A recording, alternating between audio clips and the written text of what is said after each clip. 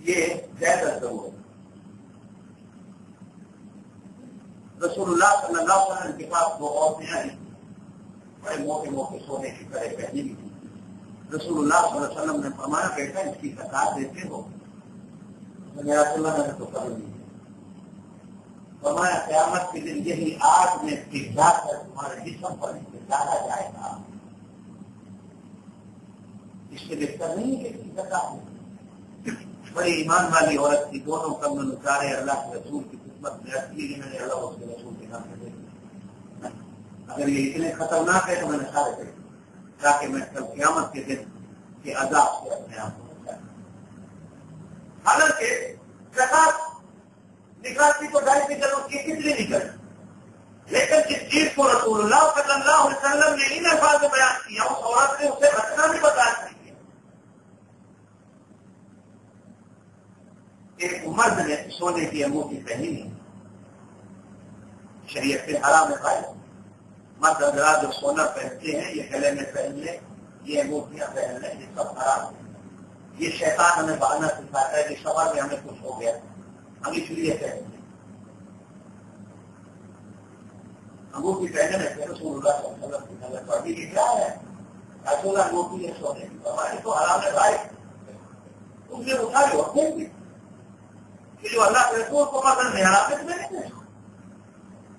کسی نے کہا اٹھا کو بیوی کو دے دو، کہا جو چیز اللہ کے رسول کو پسند نہیں آئی وہ میں اپنی بیوی کو بھی نہیں دیا. حرام ایمان ہے.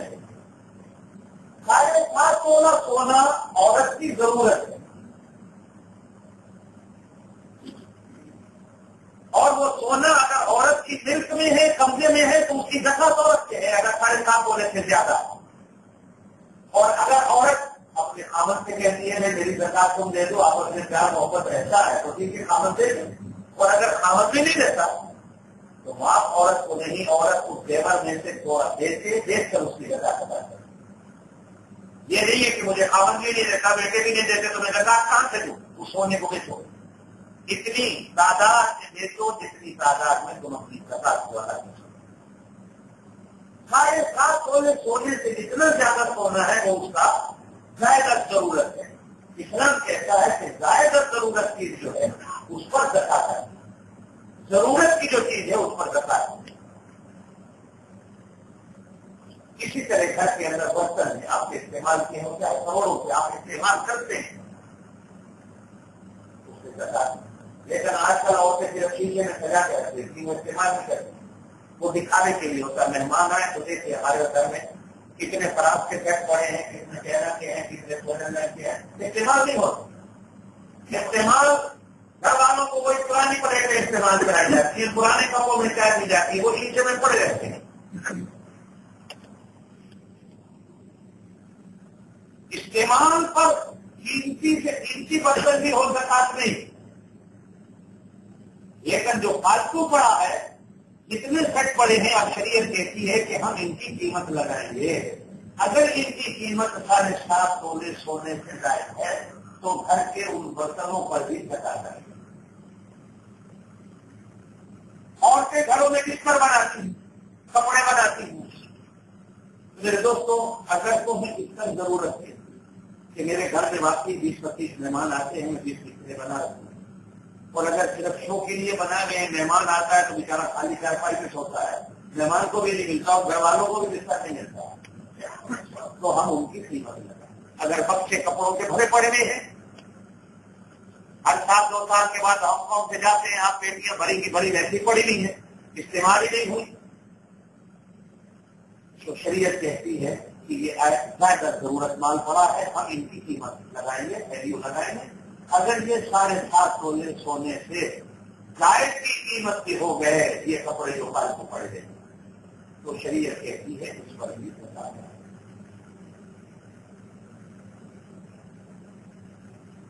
100 میں سے 2.5 روپے نکالیں. اسی طرح پیسہ ہے کسی کے پاس اور وہ پیسہ 7.5 تولے سونے کی، آج کل سونے کی قیمت تولے کی پاکستانی لحاظ سے 13,500 روپے آ ہے.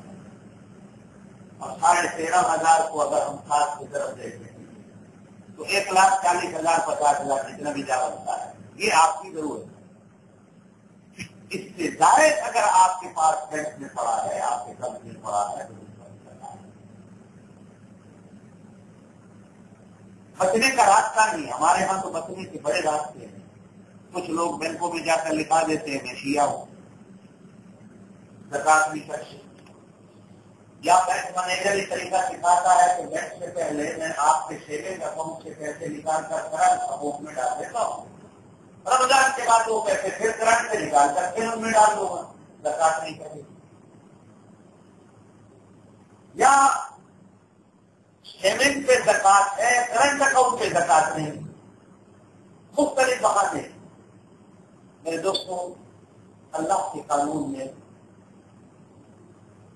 کوئی بہانہ نہیں, اللہ کے قانون میں کوئی بہانہ نہیں. زکات فرض ہے, معافی نہیں ہے. جناب صدیق اکبر رضی اللہ تعالیٰ عنہ نے زکات نہ دینے والوں سے جہاد فرمایا. رسول اللہ صلی اللہ علیہ وسلم نے سب وعید فرمایا. سورہ توبہ میں بھی اللہ قرآن میں بھی فرمایا اس سونے اور چاندی کو قیامت کے لیے جہنم کی آگ کی مہرے بنا کر یوم یحمى علیہا فی نار جہنم, مہرے بنا کر ماتھوں پر, چہروں پر, ہونٹوں پر آگ کے انگاروں کے مہرے لگا کر لگانے والے فرشتے کہیں گے یہ مہر اس سونے کی ہے, اس سونے کو جمع کرتا رہا, وہ پیسہ ہے اس کو جمع کرتا رہا اور تو نے اس کی زکات نہیں نکالی. آج اللہ پاک نے اسی کو آپ کے انگارے بنا کر تمہیں دار میں کام فتوا بها جباههم وجنوبهم وظهورهم, فرمایا پیٹھوں پہ مہر لگاؤ, ان کے سینوں پر مہرے لگاؤ اور ان کے چہروں پہ مہرے لگاؤ. جہنم کی انگاروں کی مہریں پیٹھوں پر اور سینوں پر اور چہروں پر لگا دی جائیں گی. اللہ تعالیٰ نے زکات. آگے مسئلہ آتا ہے تین کو بھی کا ہے, انشاءاللہ زندگی رہی تو اس کو ہم کل بیان کریں گے. آج 21ویں کی رات ہے, ہو سکتا ہے لیلۃ القدر ہو, کیونکہ لیلۃ القدر 21, 23, 25, 27 اور 29 راتوں میں رسول اللہ صلی اللہ علیہ وسلم نے فرمایا کہ ڈھونڈو. ہو سکتا ہے آج کی رات, ہو سکتا ہے 23 کی ہو, یہ اللہ جانتا ہے. اس لیے لوگ گھر جاتا ہے اپنی جگہوں کی جا کر رات کا کچھ حصہ یا ابھی سو جائیں تو تہجد کے وقت ہے, تہجد میں اللہ کو یاد کریں, دعا کریں. حضرت عائشہ رضی اللہ تعالیٰ عنہ نے پوچھا یا رسول اللہ صلی اللہ علیہ وسلم اگر مجھے شب قدر مل جائے تو میں کیا دعا کروں؟ تو رسول اللہ صلی اللہ علیہ وسلم نے عربی میں دعا سکھائی, اللہم انک عفو کریم تحب العفو فاعف عنی. اے اللہ تو معاف کرنے والا, تو کرم کرنے والا اور معاف کرنے کو پسند کرنے والا, تو مجھے معاف کر. اگر عربی نہیں آتی تو آپ اردو میں یہ یاد کریں, اللہم انک عفو, اے اللہ بے شک تو ہی معاف کرنے والا, کریم کرم کرنے والا, تحب العفو معاف کرنے کو محبوب رکھتا. فاعف عنی ہمارا لیلۃ القدر کی رات میں یہ دعا اللہ کو سب سے زیادہ تہجد پڑھیں, نفل پڑھیں, قرآن پڑھیں, ضرور پڑھیں, اللہ کی بات نبی پر استغفار کریں. اگر یہ دعا کرنے کا موقع ملتا ہے یہ دعا کریں, امت کے لیے دعا کریں, اپنے لیے دعا کریں, پڑوسیوں کے لیے دعا کریں, دنیا کے مسلمانوں کے لیے دعا کریں. یہ آخری 10 راتیں بڑی قیمتی ہے. حضرت عائشہ رضی اللہ تعالیٰ فرماتی ہیں آخری 10 راتوں میں نے کبھی اللہ کے نبی کو بستر پہ سوتے نہیں دیکھا. حضرت ابن عباس فرماتے ہیں کہ رسول اللہ صلی اللہ علیہ وسلم کی صحابت کا, اعمال کا ویسے ہی دریا بہتا رہتا ہمیشہ. رمضان کا چاند نظر آتا تو دریا میں موجیں آ جاتی, لیکن جب آخری 10 دن آتے تو رحمت کا دریا زور پہ آ جاتا. آپ صلی اللہ علیہ وسلم کمر کس لیتے. اور حضرت عائشہ فرماتی ہیں آخری 10 دن تو ایسے ہوتے کہ گویا اللہ کے رسول ہمیں جانتے ہی نہیں ہم کون. اپنی عبادت اور اپنے اعمال اور لوگوں کی خدمت میں لگے۔